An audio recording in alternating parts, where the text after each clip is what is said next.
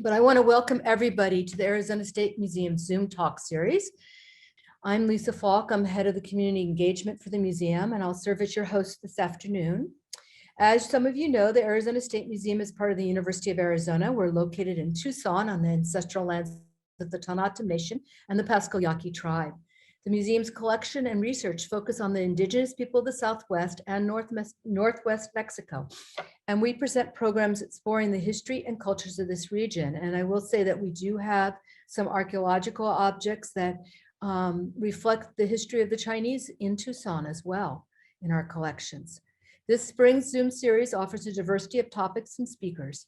And this month, in honor of Asian American and Pacific Islander Heritage Month, we delve into the history and impact of Chinese entrepreneurs in Arizona through tonight's talk and one by Dr. Yi Lang on May 25th. We have a full program tonight with several speakers and films exploring the long history of the Wu family, a Chinese-Mexican family whose Arizona roots began in Benson, where they ran a mercantile store for a century. Recently, the Tucson Chinese Cultural Center acquired a large collection of documents and artifacts of the Wu family. And tonight we're going to premiere 2 short films about the family based on these very artifacts. Tina Liao, incoming president of the Tucson Chinese Association, and Robin Blockwood, director of the center's history program, will introduce the films and address how the Tucson Chinese Cultural Center is working to preserve the history of Arizona's Asian American communities. And following the films, historian Dr. Catherine Benton-Cohen will respond by adding context to the experiences of the residents of the multicultural communities of the Southern Arizona borderlands. Originally from Arizona, Dr. Benton-Cohen is a professor of history at Georgetown University. Her books include Borderline Americans, Racial Division and Labor War in the Arizona Borderlands, which includes an account of the Wu family. She is also author of Inventing the Immigration Problem, the Dillingham Commission and its Legacy. She was the historical advisor for the 2018 film Bisbee 17. And I want to extend a big welcome to any of the members of the Wu family who are in the audience tonight. We're so glad that you could join us. And at this point, I'm going to turn it over to Ms. Tina Liao of the Tucson Chinese Cultural Center. Tina? Hello, everybody. Good afternoon.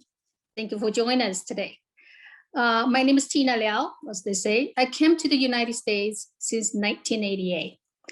So Tucson Chinese Association has been around over 100 years. So a couple of generations before, Chinese formed this organization. And we have this mission is to promote Chinese cultures. So it has been over 100 years, this organization is doing our jobs. And Tucson Chinese Cultural Center was completed construction in 2005. It has been there for 16 years. And it's a lot of donation from the local Chinese residents and mainly the older generations. And our first program in the Chinese Cultural Center, we have quite a few programs going on. The first one's a Chinese school. So Chinese school has been around for 70 years. And we're teaching language classes like speaking, reading, writing, Chinese classes. It used to be the traditional Chinese, but now is the modern Mandarin Chinese. And also we offer other classes such as Chinese watercolor painting, calligraphy, dance and folk dance and singing. And Chinese school is a very important program in the Chinese Cultural Center.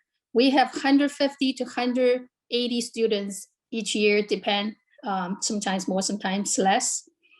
And the second program is very active, it's a lion dance. Lion dance team has been around for a long time.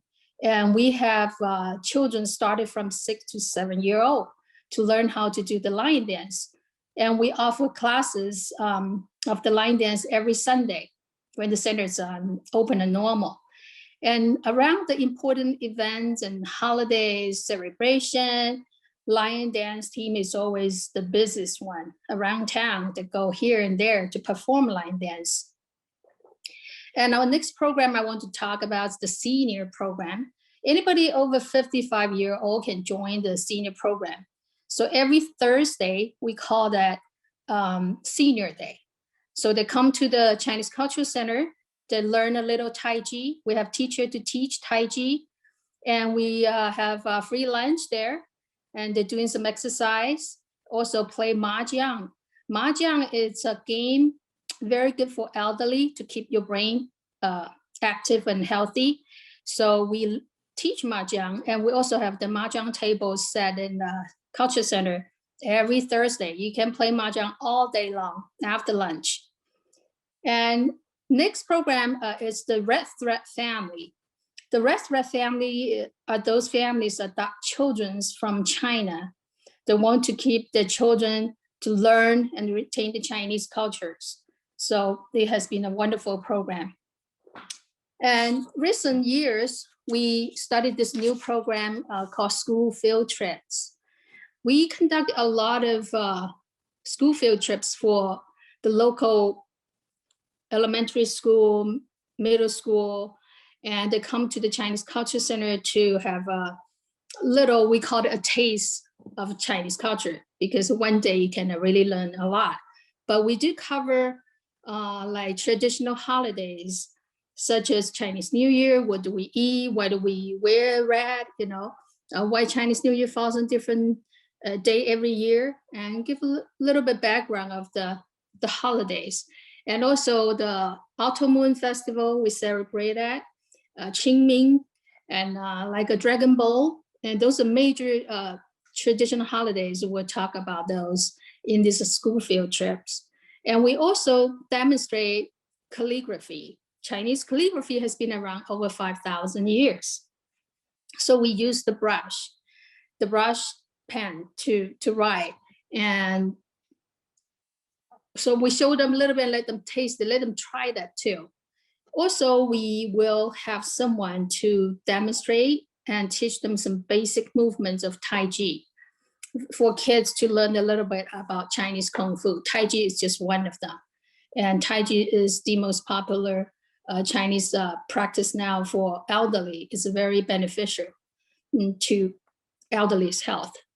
And then we also last program when the school coming is like a lion dance.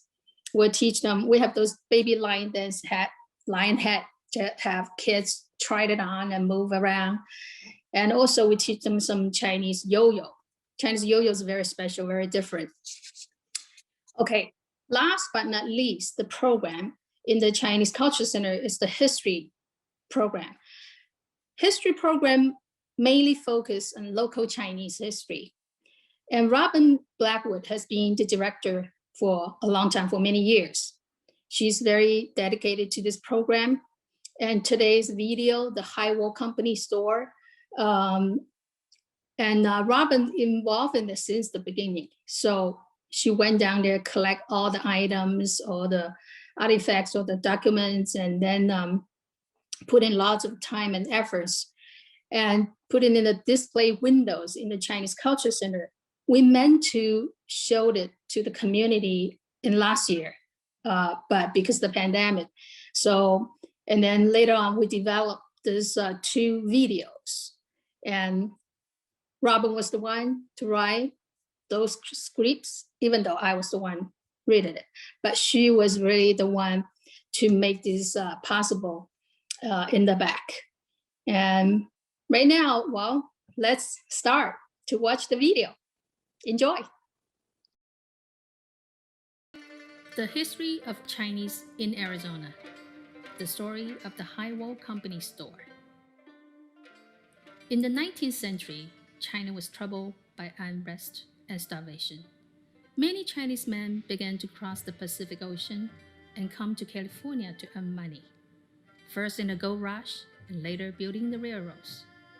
After some time, anti-Chinese sentiment grew in California. Some Chinese workers left for other states and did not return. A small group of Chinese men are known to have arrived in Tucson, Arizona in the late 1870s. The group began farming the banks of the Santa Cruz River, delivering fresh fruits and vegetables by wagon early in the morning. Later, the Chinese opened grocery stores in every historic neighborhood and became an important part of Arizona history. This is a story about a Chinese man who came to Arizona and made a life. It tells the history of how the Chinese made the place for themselves in business and cross-cultures in Arizona. This is the history of 100 years and the story of the resilience of the people in Arizona territory. Brought to you by Tucson Chinese Cultural Center. Our story takes place in a dusty town called Benson. Benson, Arizona was founded during the Arizona Territory period in 1880 and was named after a friend of the president of the Southern Pacific Railroad. This railroad town was located where the Southern Pacific Railroad decided to cross the San Pedro River. It was built to connect the needs of the railroad and mining towns of southern Arizona. Silver and copper ore were brought by wagon to the train. About 300 people initially settled there, mostly transit men and business catering to the needs of the railroad and mine. Around 1890, a mercantile store opened and operated by the Rogers brothers at Force and Gila in Benson. In 1894, a Chinese man named Haiwo went to work in the store. Haiwo was born in 1857 in Hulong Village, Kaiping County, Guangdong, China. When he was 16 years old, he left China and came to California. Around 1875, he arrived in Tucson for the first time and went to work. He later moved to Tombstone, but eventually settled in Benson. For many Chinese railroad workers, not much is known about their life or real names. In 1880, census for Pima County lists over 1,000 Chinese railroad workers east of Tucson. Most are listed under abbreviated names. They're essentially anonymous. With no records left behind, we don't know who most of them were and where they came from. Haiwo was different. From the course of his life and the records left behind, a great deal is known about him.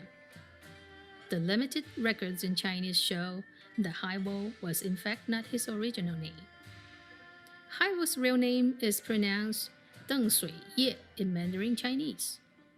Due to the various Chinese southern dialects and also the incorrect transcription of names by U.S. immigrant officers, the surname Deng is pronounced in various ways in the USA. Haiwo's son used the pronunciation Ng as his last name. Today, Ng family is still prominent in San Francisco, where the Ng Co-Med Association has been active for 150 years. The association traces the name to the Han Dynasty in 220 BCE. The brush pen penmanship of the remaining field documents in Haiwo's hand show a high degree of education training. Haiwo was not your ordinary Chinese immigrant. He was from a wealthy family with good education. Haiwo family beginnings. By 1896, Haiwo had been working at the Benson mercantile store for 2 years. Later that year, he bought a store and renamed it the High-Low Company Store. However, Haiwo had not arrived in Benson alone. He was already married to his first wife, Loreto, who was born in Mexico and was from Tucson. Haiwo already had a son, variously known as Joe, Jose, or Pepe. The year he arrived in Benson, his daughter Felicia was born. His wife Loreto died in childbirth, and her sister Amateria arrived from Tucson to care for the children. She and Haiwo married and had 3 more children, Saladat, Isabel, and Victoria. Haiwo's marriages created a strong multicultural family that had aspects of both Chinese and Mexican culture, but together they were all American. The whole family took the surname Wo, and together this family helped build Benson's history. The High-Low Company Store soon was to be the most successful business in all of Benson, a business that would continue for 100 years. Thank you for watching. Stay tuned for part 2 to learn more about the story of the Highwell Company store. Hello, everybody. I'm Robin Blackwood, and I would like to talk to you a little bit about the film that you have just seen and the film that you will see, the next film you will see in a few minutes. Both these films are the result of the recent acquisition by the Tucson Chinese Cultural Center of a significant collection of documents and artifacts that had belonged to the Wu family. I'd like to talk to you a little bit about our history with this collection, because I think it's rather interesting. The remaining Wu sisters who were running the store died in the 1990s. The store had finally closed in 1889, which you will find out in the next film. It sat empty with everything in it for several years. A woman named Kay Luzader ultimately bought the store and everything in it. She didn't even open the store for a couple of years. She was mostly interested in the parking because she owns a building next door where she conducts a business. When she did open the building, she was quite overwhelmed. Everything was still there. And she spent a year or more going through this stuff and in her own way trying to organize it. A number of years ago, she contacted the Tucson Chinese Cultural Center and asked us if we had an interest in the building and its contents. We, of course, knew about the Wu family, both from the fact that one of our members, Fei Tom, is an architect, and he and his firm had done an engineering survey of the building a few years before in 1994, when it was being considered for the National Register of Historic Places. We also know about the beautiful iconic photograph that you have already seen, you will see again, that's on the flyer. That one is considered one of the most important photographs, I think, of representing the Chinese in Southern Arizona. So I went out with Shirley Miller. I don't know if Shirley's on with us today, but Shirley and I went out, and Ms. Luzader opened the store and everything was still there, just there. However, she wanted us to take the building along with the contents. The board of directors of the Tucson Chinese Association decided that we couldn't do it. We had not enough resources, and the building is in very bad shape. So we offered to work with Kay to try to help her establish it as a museum, with her taking the lead, but we fell out of contact with her. Sometime later, unbeknownst to us, a local collector named Gary Matash, who lives in Benson, approached Kay about buying the contents of the store, just the contents. They did not reach a deal at that time. However, after a while, Ms. Luzader started selling things piecemeal. So Gary Matash went to her and renewed his offer. She then agreed to sell him what was left.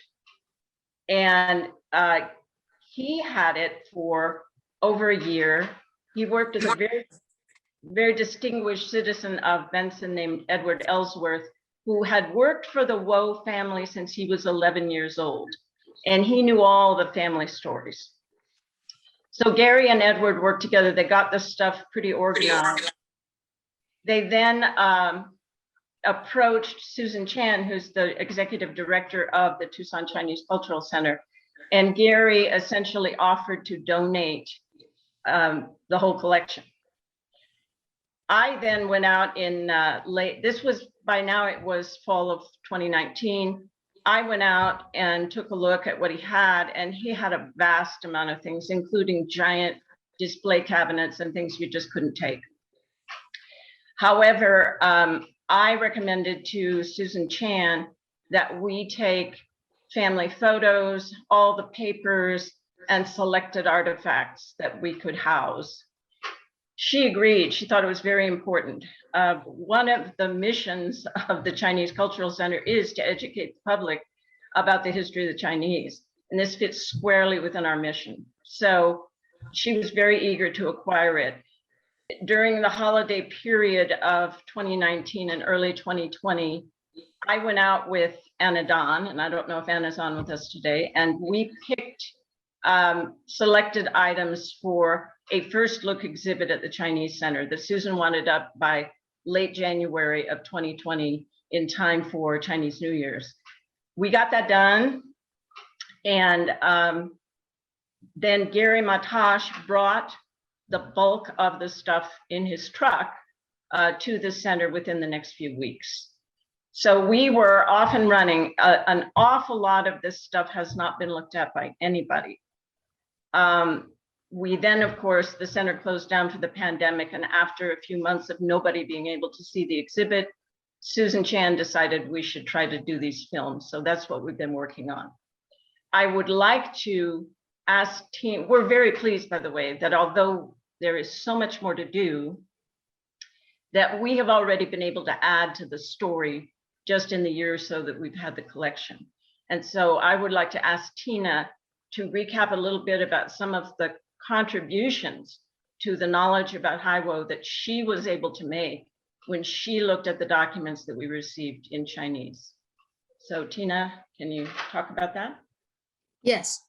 By reviewing all those documents that Robin collected, so I found out some very important clues and facts. And the first thing I think is very important is where he's from. By then, we didn't know a lot about his background. So by reading those documents, we find out that he was from Hulongchun in Kaiping County in Guangdong Province. Guangdong Province is in the very southern part of China, close to Hong Kong area. So in that region, people speak Cantonese. And so now we found out where he's actually from. And then we find out his real name is not Haiwo. We know Haiwo Company Store, but we were not sure his real name in Chinese. But by reading those documents, I found that his name, he wrote his name is Deng Suiye. But Deng Suiye is a pronunciation according to the modern Mandarin Chinese, Pinyin. So Deng in Pinyin is the fourth tone. In Chinese, there are 4 different tones. And for instance, like Deng, Deng, Deng, Deng, Deng, there are 4 tones. So each tone has hundreds of different words. So you have to say the right tone with the right word to get the right meaning. So his name in Mandarin, the surname is pronounced as Deng. But a couple hundred years ago, the Chinese language is not standardized in China, and all the regions that have their own languages. In writing, it's the same, but reading, speaking, they all sound different. So in Cantonese, Deng is like a second tone, like Deng. So that might lead to the fact that why his name in America is spelling O-N-G, Ong. So the Cantonese second tone, Deng, very close to Ong. So when they register here in the immigration office, whatever it is, they use Ong instead of Deng. So that's the second fact that we found out his real name is Deng Suiye, not really Haiwo. And the other thing we find very interesting is from his penmanship, because he can use the Chinese calligraphy, the brush pen, to write real nice handwriting. In China, back then in a small village, in the remote area, there's no such thing called school. We don't have classroom with kids or sitting in there with teacher to teach you speaking or learning, reading. So only those wealthy families can afford to pay a private teacher to teach their kids. Usually they live in their house. So the family will cover his expense and foods, and they can stay in the house, stay with the family for 10, 20 years, because in the old days, a husband can marry many wives. They can have many children. So the teacher would stay there for years to teach them how to read, how to write, and a good penmanship can tell if he has received a good education. So there's a few facts we found out by reviewing those documents, because I can read Chinese. That's why I found out those very interesting backgrounds about him that make the story more vivid and more complete. I'll send it back to Robin. I'd like to finish up this segment just by stating that we're aware that there's a tremendous amount left to do. We have not reached out to all the family members all over Southern Arizona, nor up in Phoenix. There is the Onco Met Association in Phoenix and also in San Francisco that we would like to talk to, because we think they may have records that reflect him, additional records. And also there are people in Tucson. There's the whole Hispanic family in Tucson. We have not reached out to them. And ultimately, when we can go to China, because that village is still there and there are still plenty of family members there. So with all that said, I think we should watch the second film.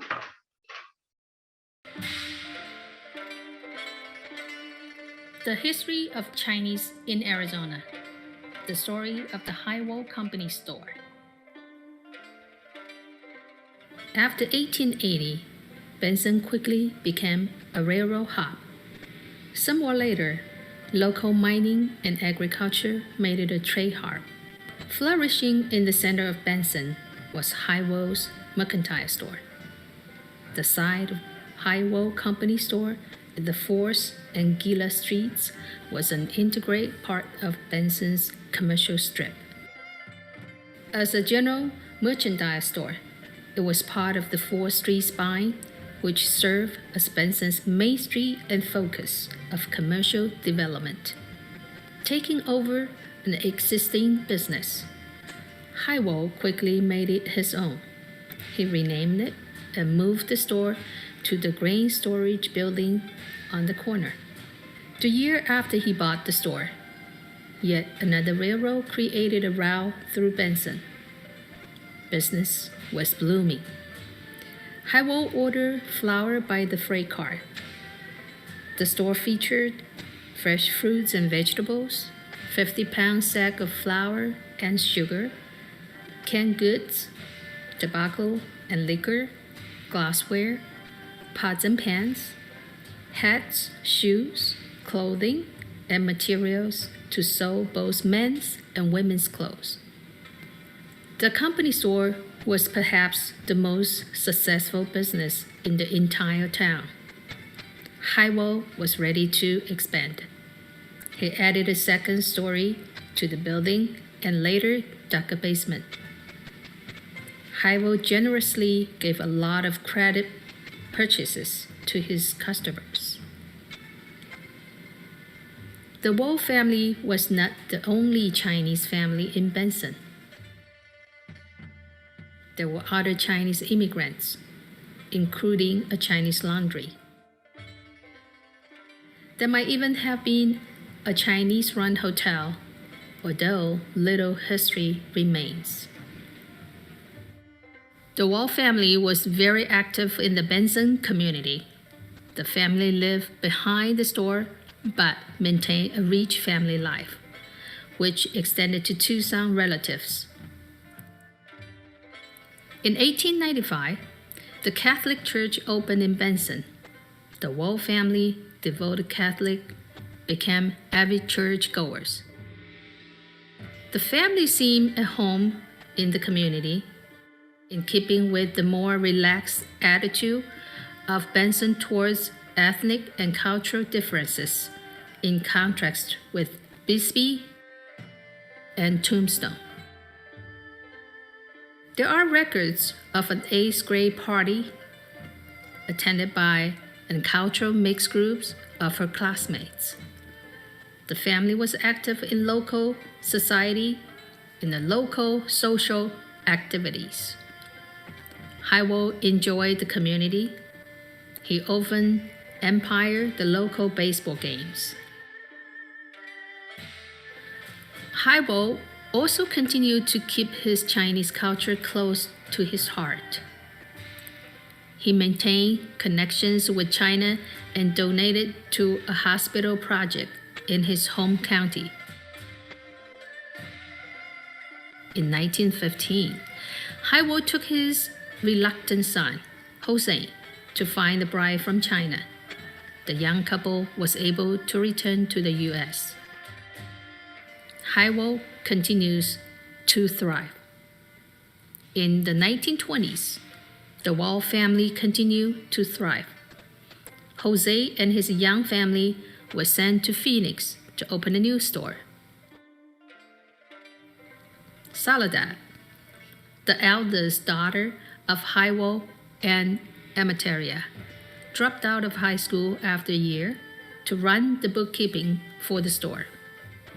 Soledad had a strong personality and precise handwriting. Her role in the family history indicates she was responsible for holding things together for many years.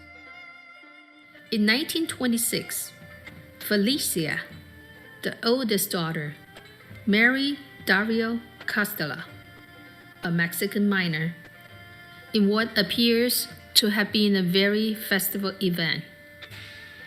Later, Felicia and Dario would move and start a family in a nearby mining town. Changes. As the roaring 20s came to a close, the fortunes of the family in Benson changed with the times. Haiwo's health began to decline around 1929. After an auto accident, he died in 1931. Amateria, his wife, died only 4 months later in 1932, perhaps of a broken heart. Only 2 years later, Haiwo's only son, Jose, died in a tragic accident.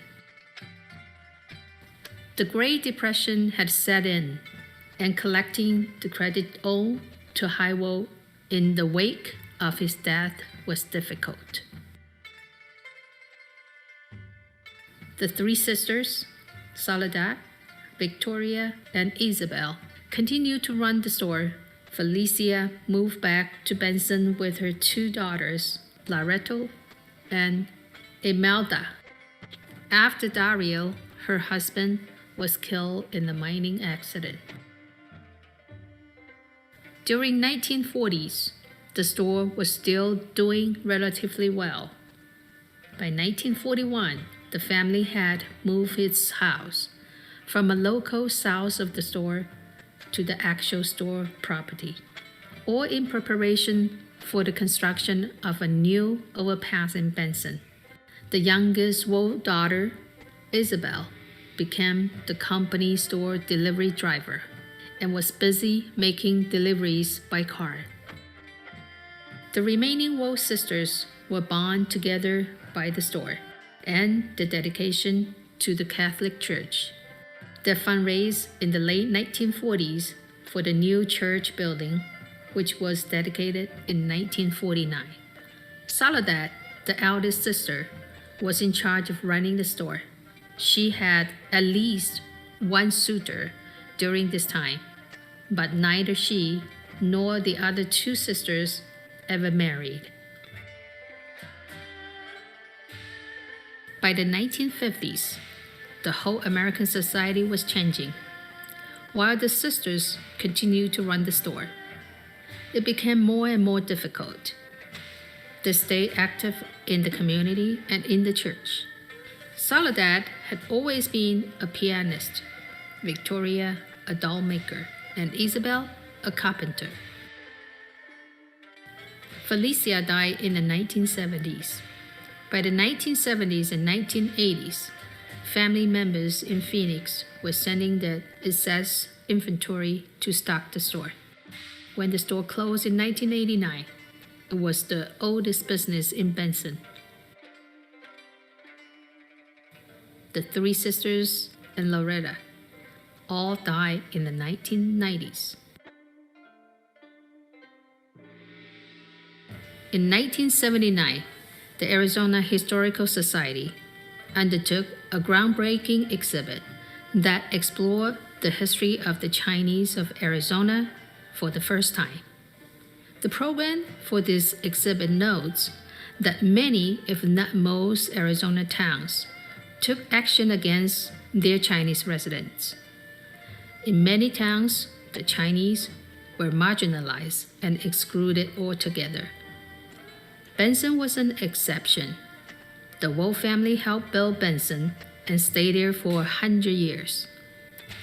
It built communities among Chinese, Mexicans, and Anglos, both in business and in the life of the town. A photo from the exhibit of the young Wolf family has now become one of the most iconic renderings of the history of the Chinese in southern Arizona. The Highwell Company store building itself is on the National Register of Historic Places, and it is in deep disrepair. But the memories and the significance of this historic southern Arizona family live on in Benson, at the Arizona Historical Society, and now in the Tucson Chinese Cultural Center's recent acquired collections of artifacts and documents. In recognition of this important heritage, Tucson Chinese Association has recently helped provide permanent headstones in the High Street Cemetery for Felicia, Soledad, Victoria, Isabel, and granddaughter Laredo. This is the story of a multicultural family that represents 100 years of southern Arizona history. This is a heritage of which we can all be proud. Thank you for watching. This production is made in part by the Tucson Chinese Cultural Center, Arizona Humanities, and the National Endowment for the Humanities. Thank you so much for sharing those films. And we will come back for a Q&A afterwards. But right now I want to invite Dr. Catherine Benton Cohen to join us and give us some perspective, a broader perspective of the history of Southern Arizona and its multicultural background in the Highwell family. Thank you, everyone, for being here. I am really delighted to be here today because for lots of reasons. One, it's sort of like stepping out of the East Coast COVID cave into the Arizona sunshine, bringing me back to happy memories of time spent there. I'm a native. And I've also spent a lot of time in Benson. I'll talk a little bit about that research. Second, although I've done a lot of things since 2009 when I published my book Borderline Americans, which is a history of race in Cochise County, Arizona, which is where Benson is located. And I know there's people from all over the country and even some people from international here, so I'll try to explain these places. These are places that not even everyone in Arizona has been to or heard of, so no worries if you don't know what we're talking about. But anyway, my book, Borderline Americans, which started as my PhD dissertation and is a history of race in this region, remains my first love. A lot of academics tell you they get sick of their dissertation research and they never want to hear about it again, and I don't feel that way at all. I'm still totally entranced by it. I love working on it and learning more about it, and I'm now working on a book on the history of the Phelps Dodge family and corporation, which dominated Arizona, one of the largest copper mining companies in the world, and for a while owned a dynamite factory in Benson. But most important, I think what's really exciting about this program today is that it's a stellar example of how historians do historical work and that documents matter. We as historians need sources, newspapers, oral histories, letters, censuses, photographs, objects, like that picture of the interior of that store, which I've driven by dozens of times, gave me like the shivers. I wanted to get in there and dig around. And we need these sources to reconstruct the past. And we have to piece these together to construct the best possible interpretation available to us at any time.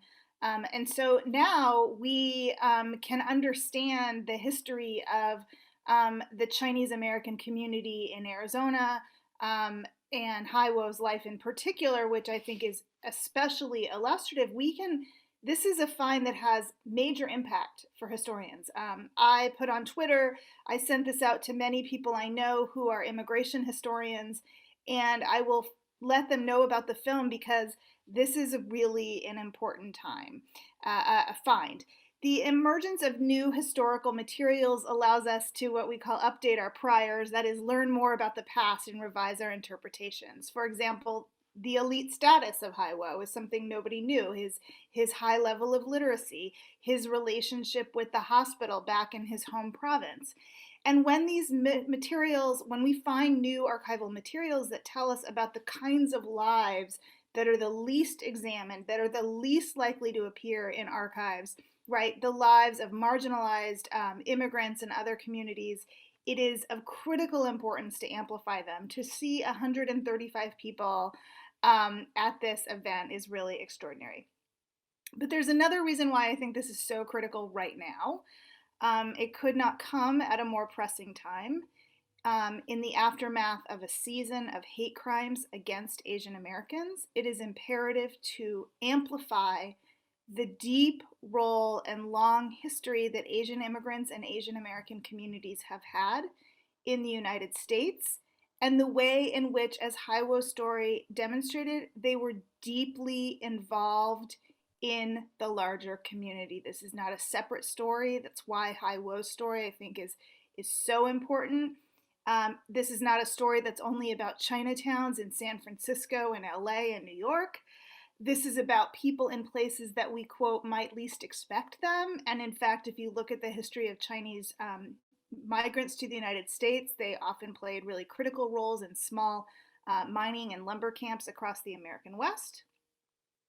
And we also need to do this to emphasize that they are not always alien, as some scholars have pointed out, as the ongoing prejudice against them tries to characterize even people of Asian descent who have been in the whose families have been in the United States for generations, as somehow separate from the American fabric.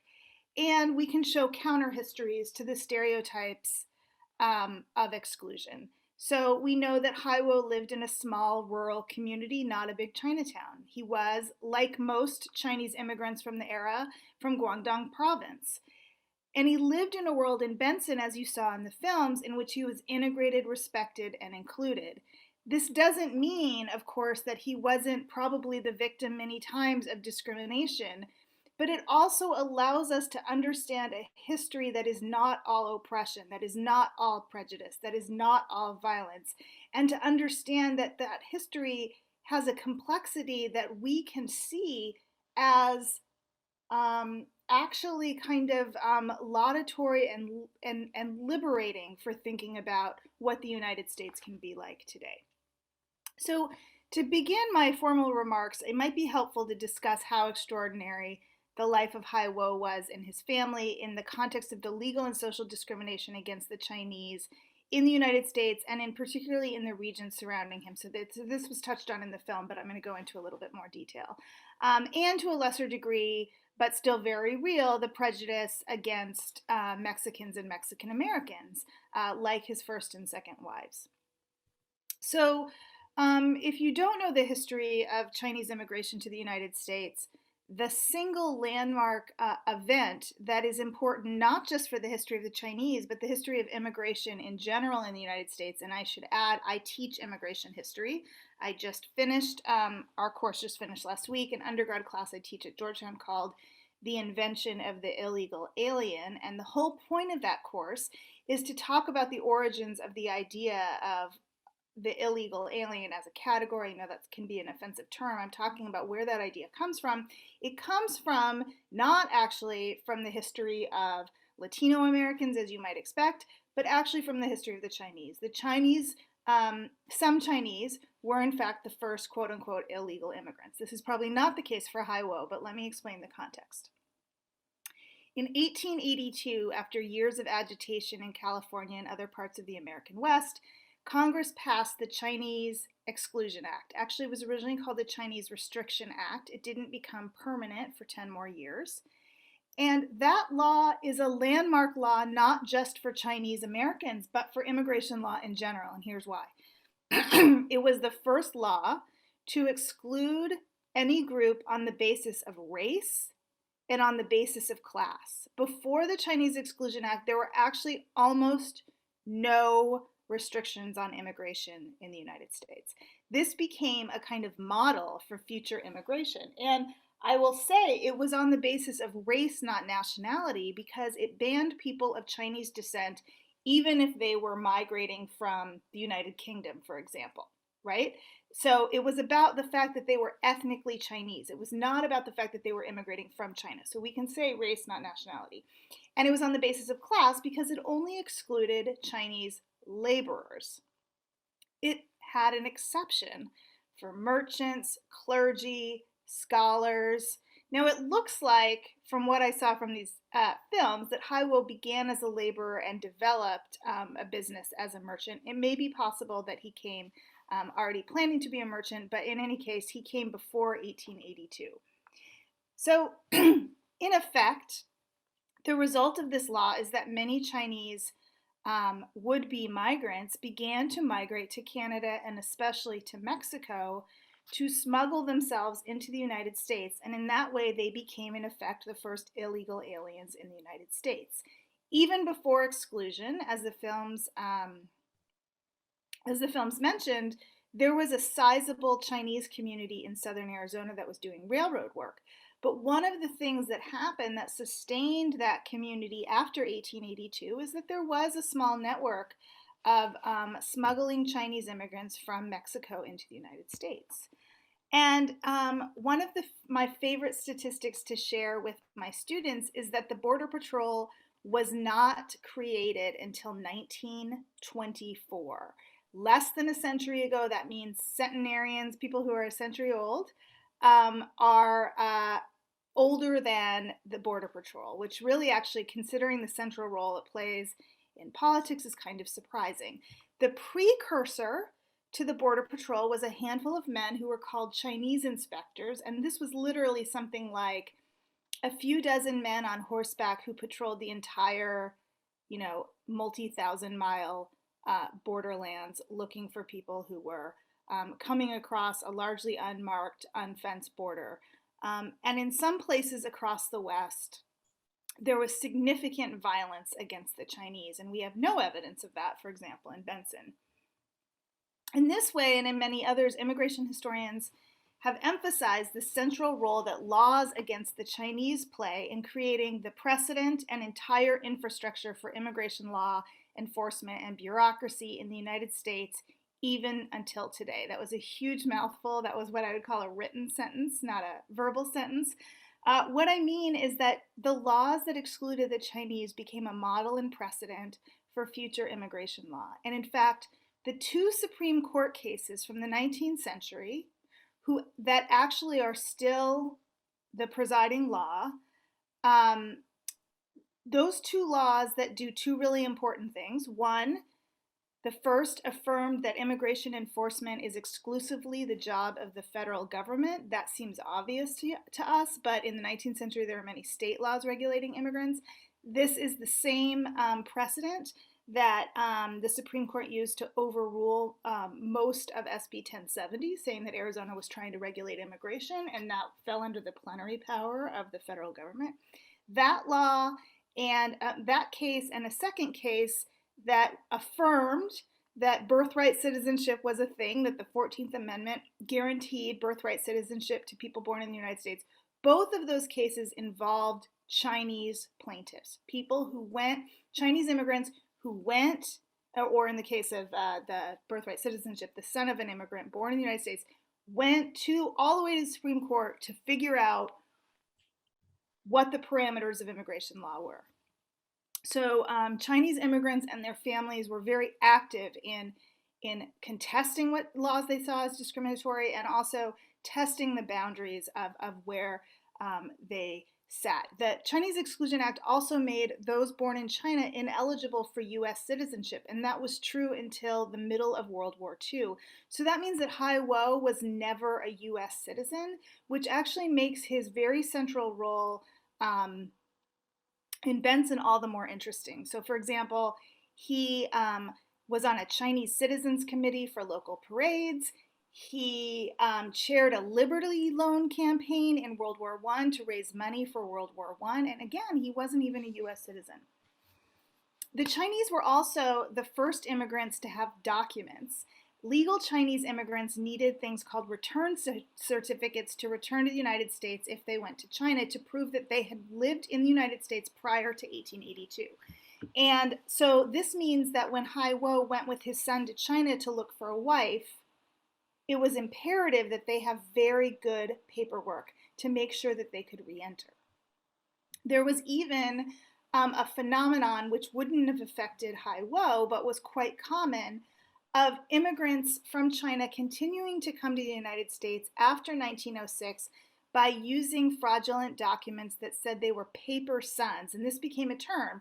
A paper son was someone who had documentation saying, I was born in the United States to a Chinese immigrant legally resident in the United States. After the San Francisco earthquake and fire in 1906, most of the immigration records of the Chinese in the West were destroyed in that fire.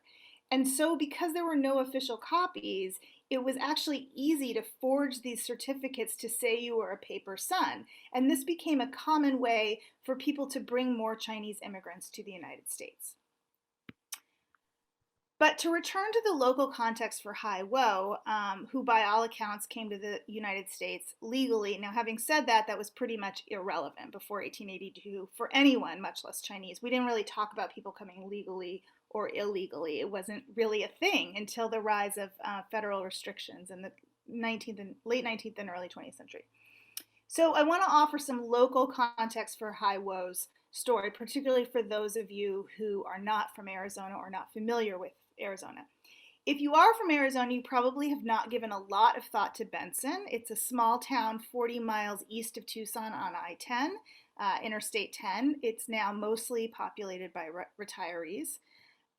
If you're not from Arizona, you probably have never heard of Benson unless you happen to have remembered driving through it if you ever drove across country on the southern route. Yet my history of Cochise County, which occupies the southeastern corner of Arizona, it borders Mexico and New Mexico, shows that this small town has a fascinating history of racial integration, quite different from the rest of the region, even from places that are not very far away, like Tombstone, only a few dozen miles away. And I'll say more about that in a second. Benson, this was alluded to in the film, that it had a kind of history of racial integration.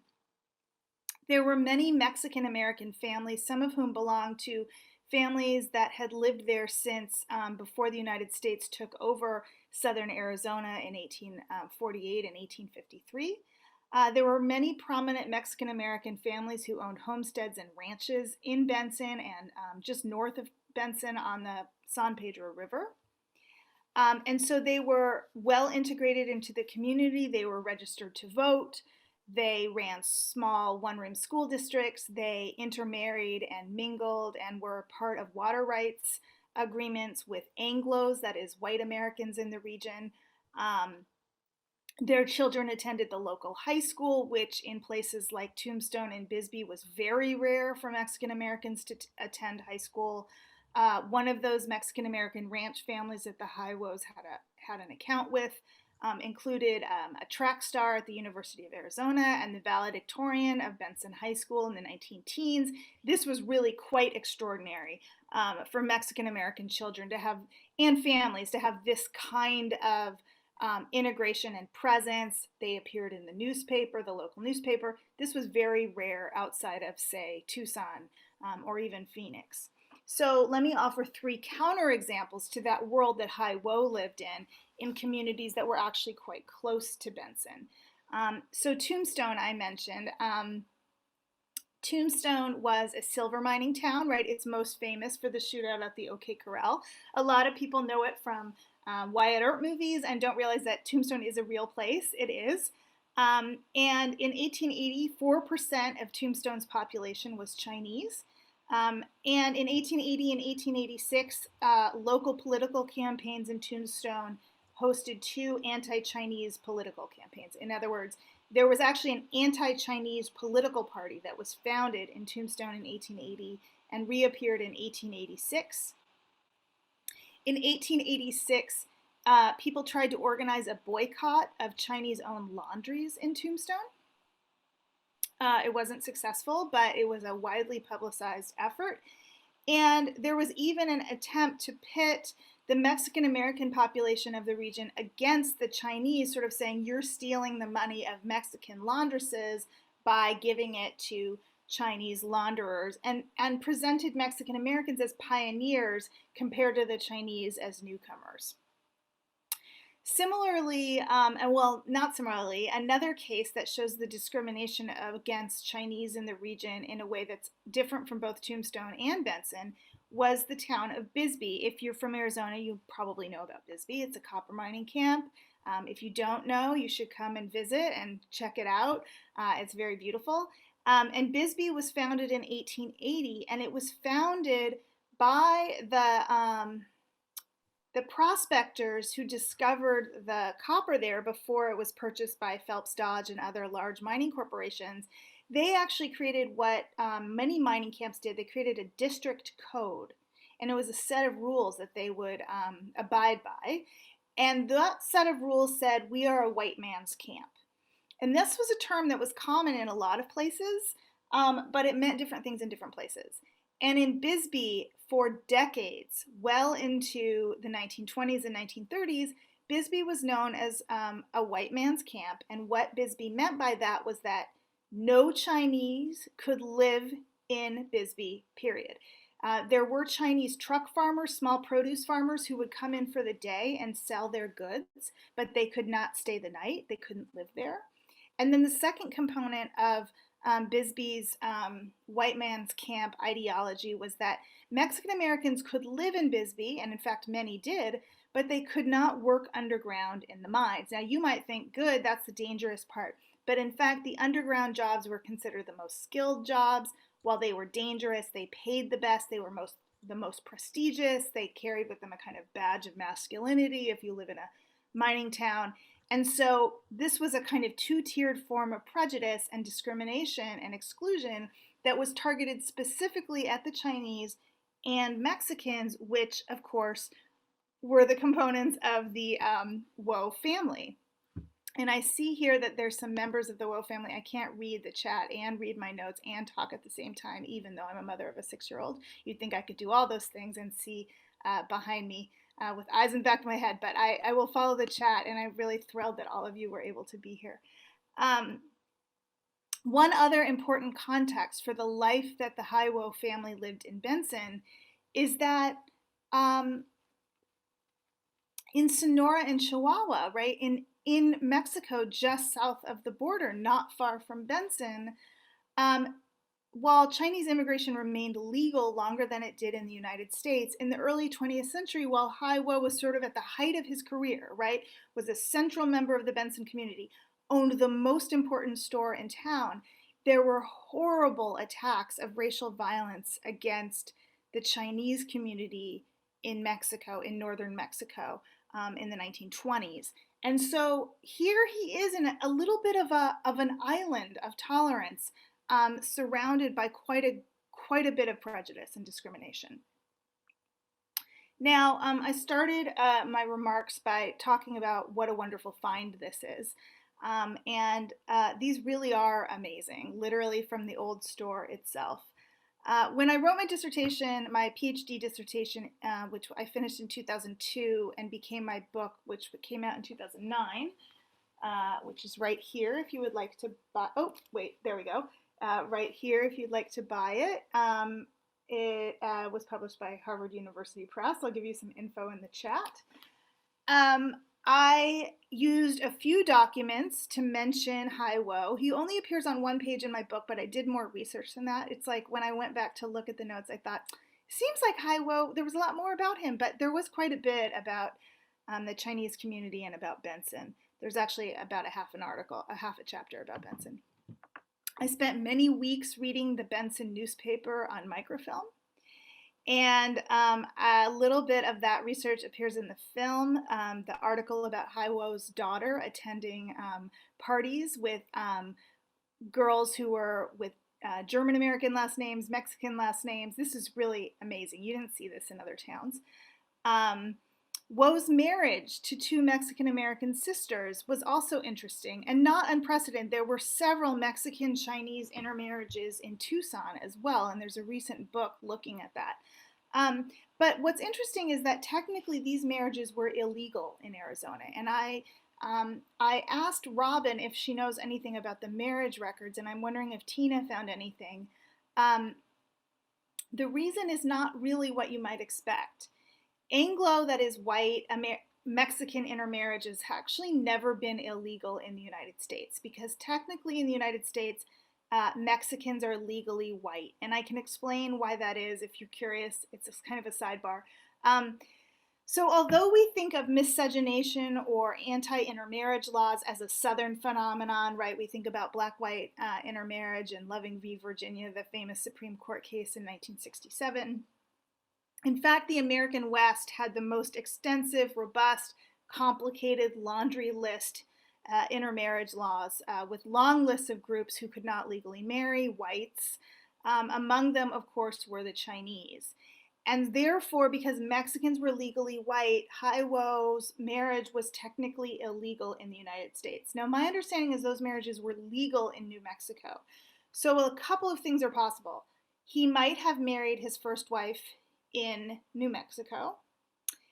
They might have been married because it appears that they raised their children, right, and were very active in the Catholic Church. It's possible that a Catholic priest married them and didn't care or know that this marriage was illegal, right? That's entirely possible. That they got married in the church and never had it registered as a civil marriage, no harm, no foul. It's also possible that they never legally married for this reason. And it would be interesting to know more about that. Also, 150 years ago, wrote my master's thesis on Mexican-Jewish intermarriage in Arizona Territory in the same time period in the late 19th century. And every case I found was a Mexican woman married to a Jewish man. And in every case I found, these Mexican women transferred their Catholicism to their children. There seemed to be an agreement that a mother's religion, which is a tradition in Jewish communities anyway, but that children tended to have the religion of their mother, often because mothers were the ones involved in religious instruction. And so one imagines that that's probably what happened with Hai Wo's family as well. So as a historian, especially during COVID, when I have been trying to manage undergraduates writing honor senior theses and PhD students trying to do research, when every archive in the United States and most of the world has been closed, I want to emphasize how precious these sources are. And I want you to think about that picture of the Hai Wo store and those documents and to realize that not everything is on the internet. Even in 2021, historians rely on new archival finds all the time. And saving these records and finding someone who can translate them, in this case, is extraordinary. This is like what historians live for, is this actual stuff. So I'm really thrilled to see so many people here and learning this. And it's not just about Hai Wo, it's also about race, it's also about Asian American and immigration history, and it's also about historians and how they do their work. So I welcome any questions on any of that. Thank you so much for the opportunity to be here with you. Thank you. Thank you, Katie, so much. So much complicated and rich history that is part of our lives today still. And if I can have my panelists put their videos on, and I'd also like to invite, and maybe Darlene, you can help me here. Elaine Wong would like to say something. It's her great grandfather. If I have this right, Elaine, you can correct me, but your great grandfather was Hai Wu, and Jose, or your great great grandfather, and Jose was your great grandfather. Oh gosh, this is absolutely amazing. We accidentally heard about it when my friend April Taylor, who's also on this call today, notified several of us about this video that was going to be talking about the Woe family of Benson. And I thought, my gosh, that's our family. That's my great grandfather and my grandfather. So we're in just awe, and we think this is wonderful that someone put all this together, and we want to hear more about how this was done. I think we have lots of stories.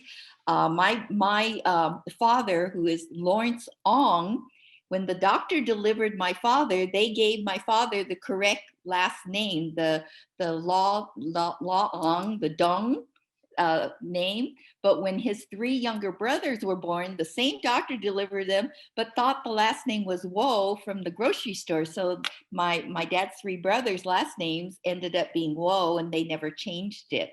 But my dad changed his name because he was born, his birth certificate says Lorenzo Woe, but when he got older, he changed it and corrected it to the Ong, which is the correct name, family name.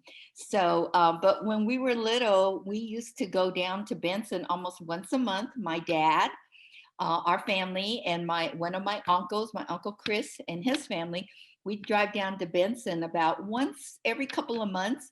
They loaded up their cars because they both own grocery businesses here in the Phoenix area. They loaded up their cars with all the dry goods, canned goods, fresh meat and chicken and everything, took it down to replenish the inventory at the Hai Wo company store, which was being run by his great aunts, Victoria, Soledad, and Isabel. We would spend the whole day down there. They'd go and they would make us homemade tortillas and albondiga soup and chili. It was so much fun. And then one of the nieces, Mela, whose sister was Loretta, she worked as a nurse up here in Phoenix at St. Joseph Hospital. And so she visited our family a lot. And so sometimes on Friday, when she was getting ready to go back down to Benson, she would pick my brother and myself up, and we would drive back down to Benson, spend the weekend or the week with them. And then my mom and dad would come down and pick us up. So I remember the home, that they lived in behind the grocery store, all the hardwood floors, the big upright piano. They always made myself and my brother play the piano when we would be down there. And I just have so many stories in the grocery store. Of course, I have, and you probably can't see it, but I have a pair of the high top shoes that was at the grocery store.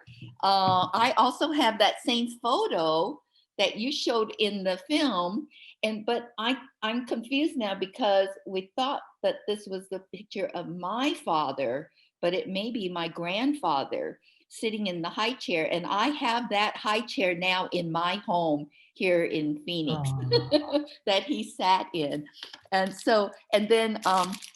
So we started trying to pull out some things, and of course I can't show all of this stuff, but I even have a grocery bag that they used at the store. Now I don't think you all could see this, but at the bottom of it, it says Hai Wo General Merchandise, Benson, Arizona.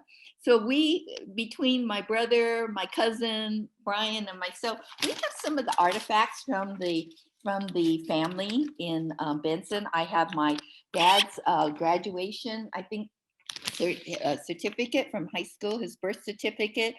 And we were told that the great aunts, Victoria, Isabel, and Soledad, never married because because their father thought that his daughters were too good for anyone in Benson. And so they ended up never marrying. Only the one daughter, Felicia, was married. And so that was what we were told when we were growing up and younger, about the family. And my dad, my grandfather, Hai Wo, my father's father, Jose, apparently was a bit of a kind of a party boy or whatever.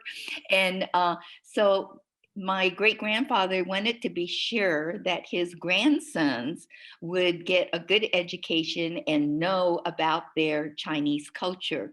So when my dad was, I believe he was 12, 13 years old, his grandfather, Hai Wo, sent him back to China, and he went to Lingnam School, a boys' school in China, and was there for 4 or 5 years before he returned to the US. And so my dad is the only one of the 4 brothers that speaks, spoke fluent Cantonese and so forth, and learned about, the Chinese culture and so forth.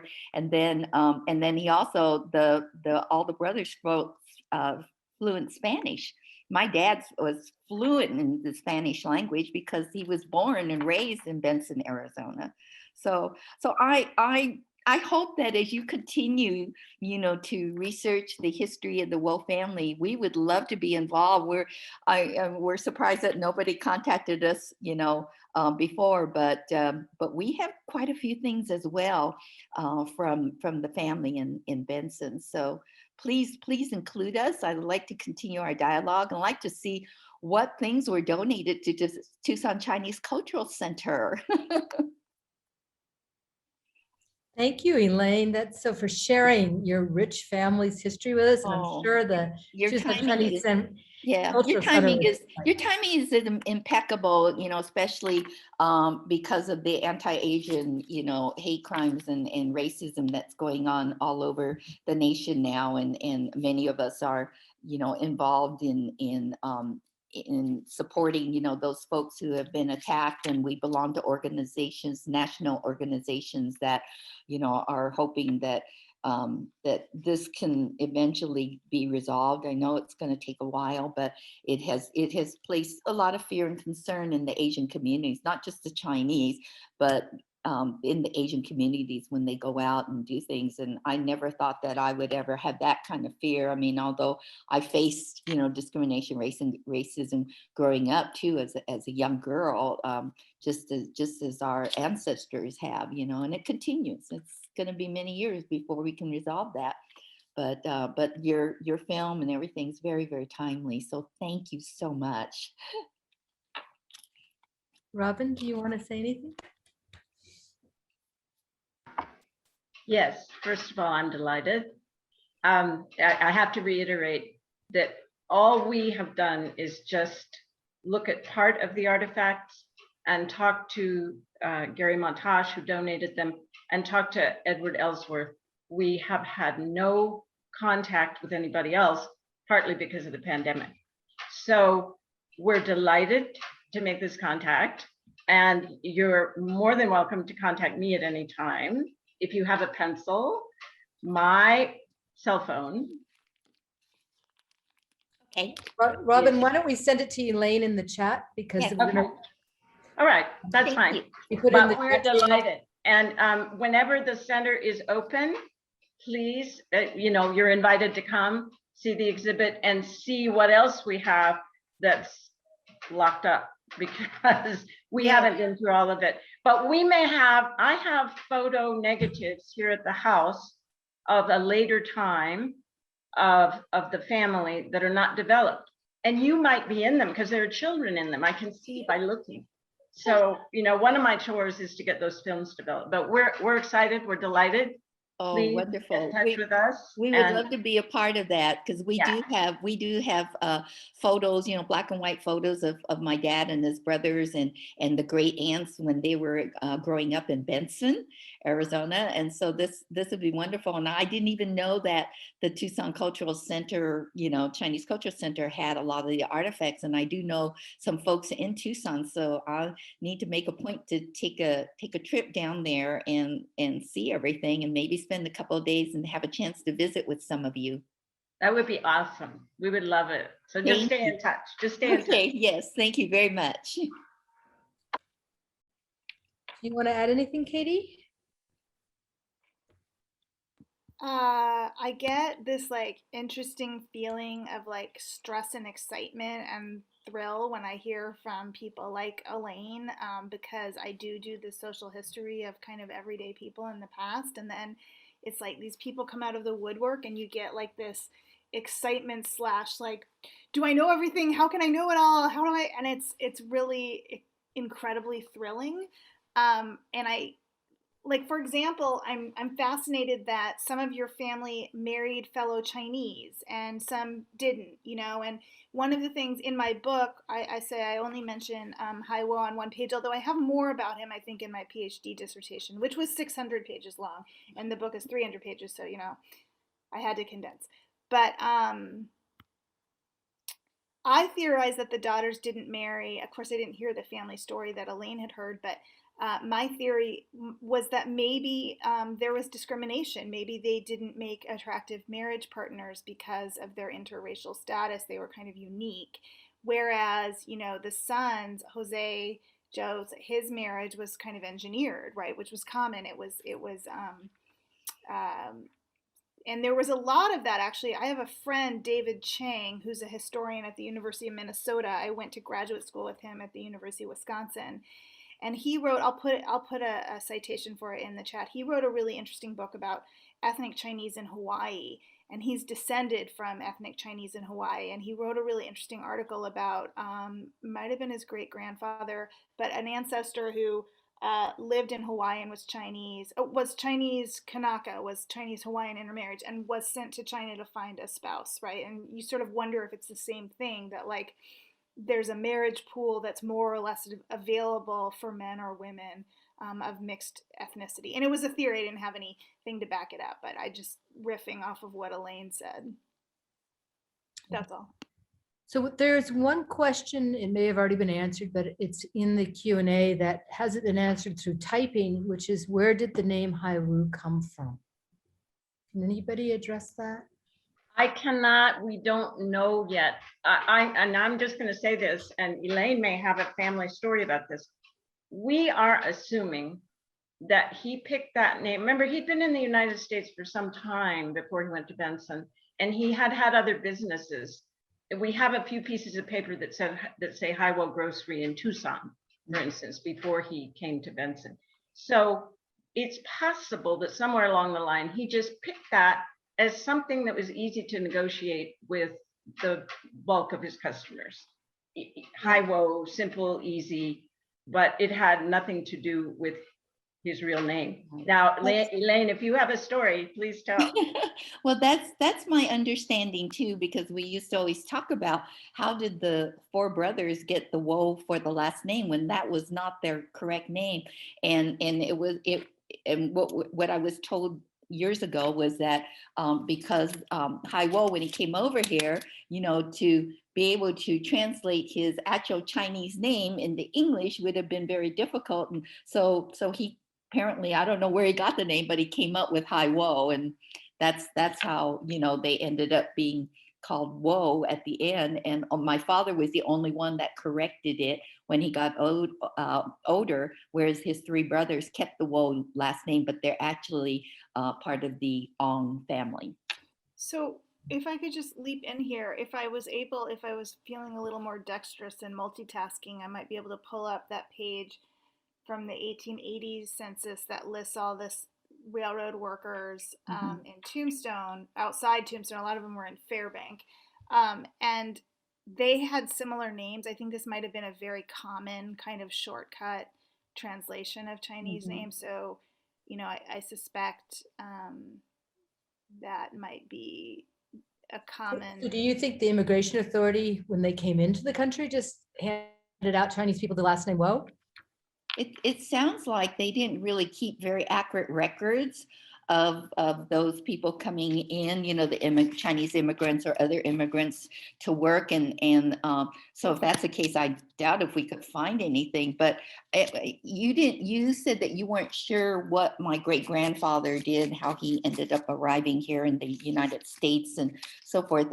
Again, what I've heard, and I don't know if this is correct or not, that he originally came over to help work on the railroads, you Right. know, in southern Arizona. And then when there was a break there for a period, many of the workers, instead of going back to China, some of them went to California, you know, in the gold rush, and others remained in Arizona. And that's what was my understanding, that my great grandfather was part of the railroad and then stayed in Tucson and then moved eventually to Benson. So I don't have any proof of that though, but that's what I've always they've said, and I've always said that I believe I was a descendant of a Chinese railroad worker.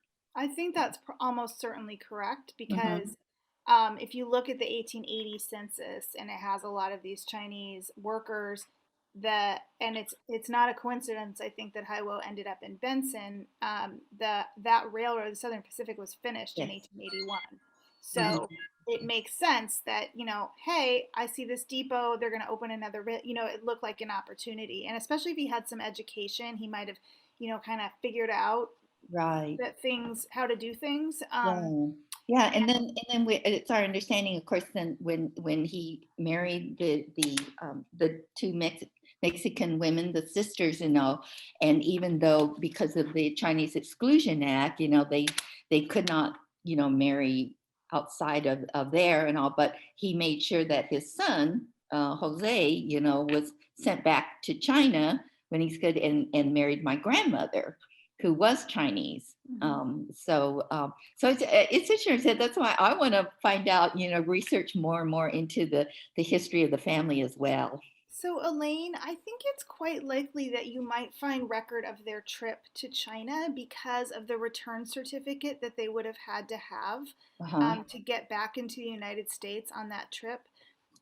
And one of the things, I don't know if you've done much genealogy or others in the audience, but um, let's say a silver lining of the horrible discrimination and exclusion that Chinese immigrants faced in this time period is the paper trail.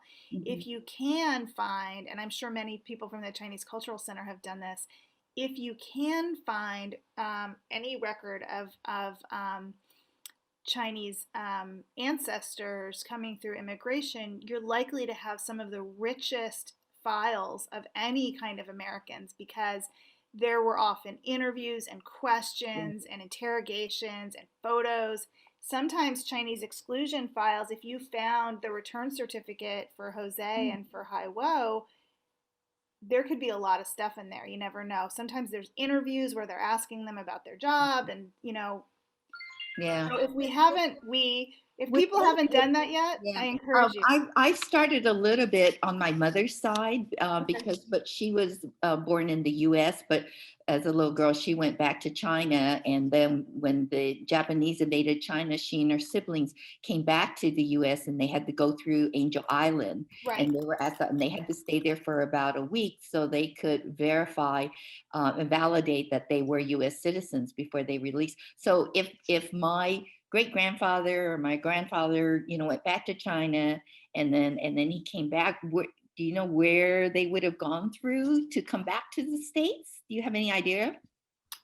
I'm not sure, but I don't think it matters if you search the records. I'm not Okay. an expert on that, but if you use Ancestry and look through their Right. names, Uh-huh. yeah, they probably did go through Angel Island actually.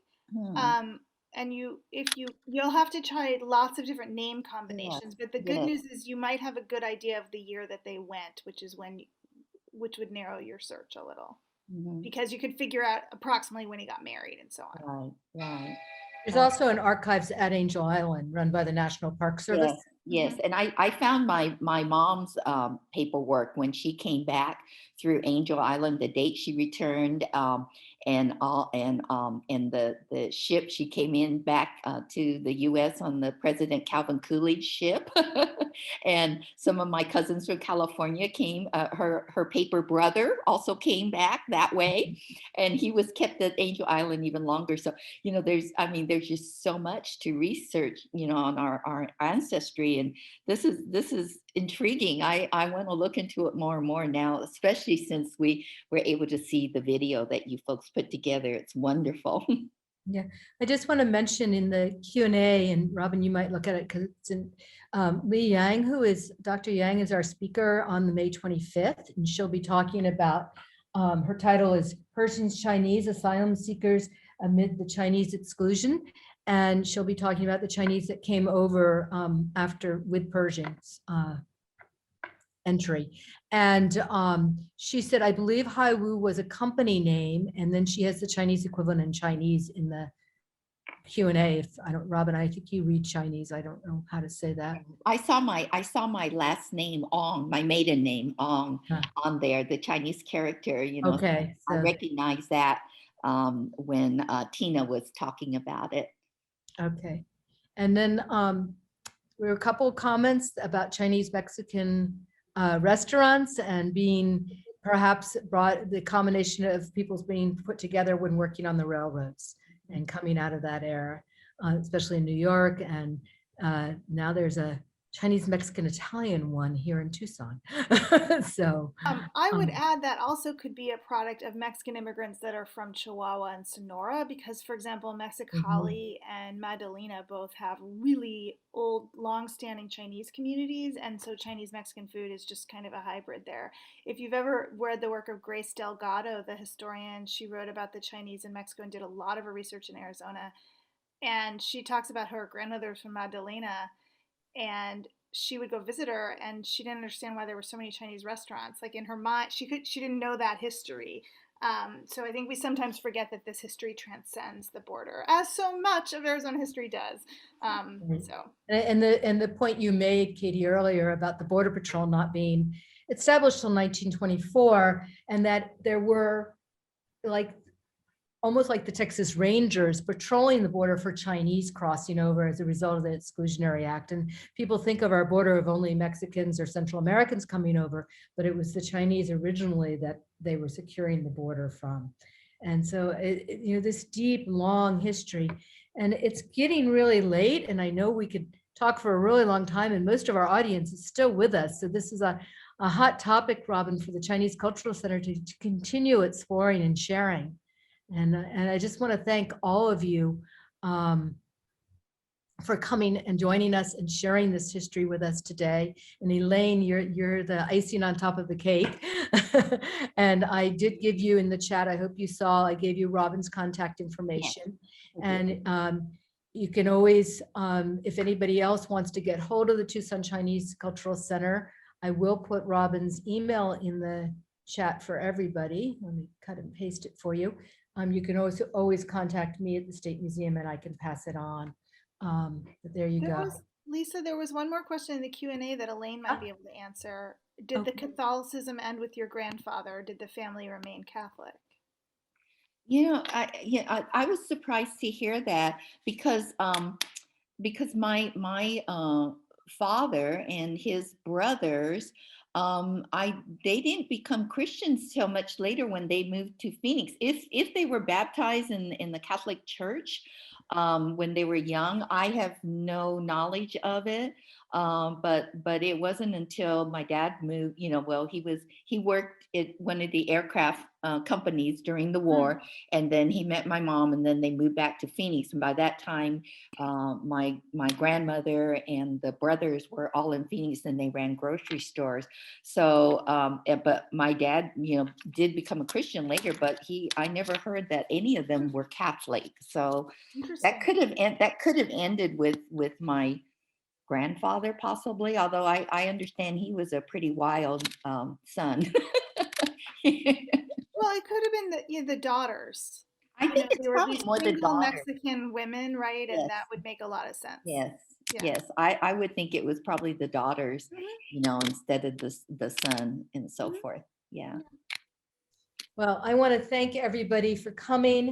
Remind you that we'll be back on this subject on May 25th with Dr. Lee Yang's talk, that you are all registered. If you registered for this one, the talk from today will end up on ASM's YouTube channel and also on the Tucson Chinese Cultural Center's website. So you'll have access to it. We'll be sure to keep the Q&A in since we have the rich edition of Elaine's stories.